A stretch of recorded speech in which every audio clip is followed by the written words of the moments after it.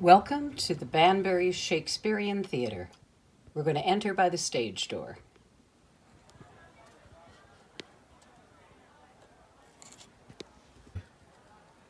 So we're inside the theatre now and entering the leading lady's dressing room.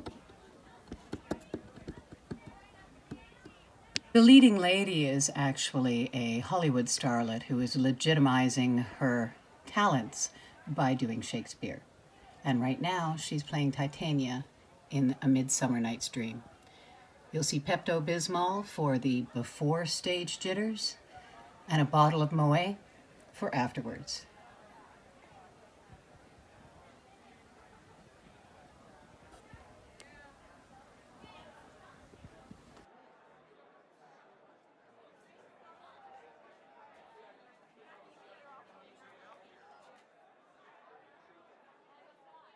There's a rehearsal happening on stage, which you can see from the flashing lights. And the light at the top indicates that there's something going on, so everyone has to be quiet. There are stairways going up the back of the entire theater. And right now, we're going to look at the wardrobe room. Of course, there are things leaning up against the door because there's a sign that says don't do that. But in the wardrobe room, you'll see costumes arranged by play. You'll see shoes and accessories, and you'll also see the workroom, which is where the costumes are made. And within the workroom are about 50 different swatches of fabric and over 100 spools of thread. And what theater is complete without a prop room?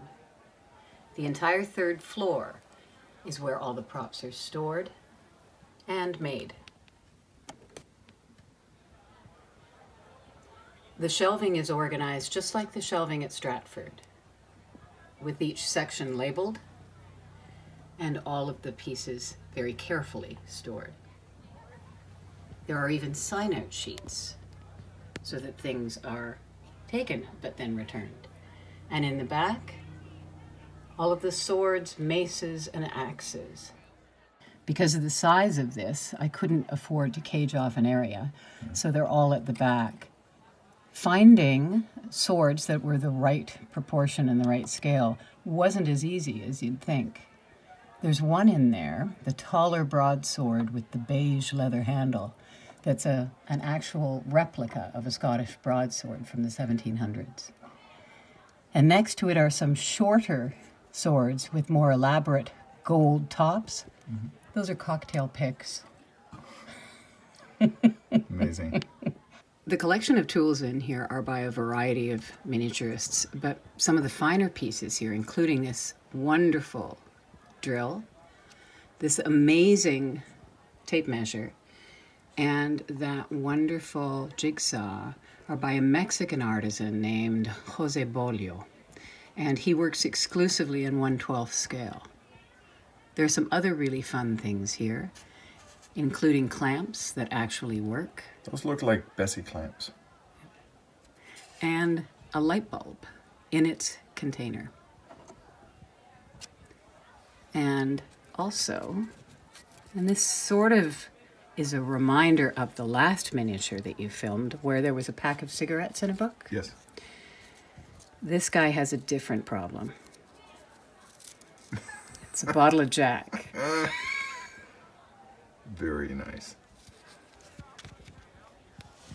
Are all the tools then from different artists? Like all the They're predominantly by Jose Bolio, okay. And then the wooden ones are by a husband and wife team that's called Sir Thomas Thumb. Nice. These things are so small, it's difficult to zoom the camera in properly. Here's a WD-40. What's in the jar here? I'm trying to zoom. Nuts and bolts and look at that. You know, like you would typically have. All the stuff that is odds and ends and bits. And just when I look at the back, Is that a freight elevator? That is a freight elevator, because a theater would have to have a way of moving all of the bigger props and then the costumes down to the stage level. And what you'll see is that for a freight elevator like that to work, the exterior doors have to be closed. And of course, someone's left them open. These pieces of armor were built by a British miniaturist, whose name escapes me now, I'm so terribly sorry. But they're absolutely fabulous in the detail. If you look at the back, he has all of the bracing and the strapping done in leather, even tiny buckles. This helmet will actually fit on somebody's head, if they're small enough.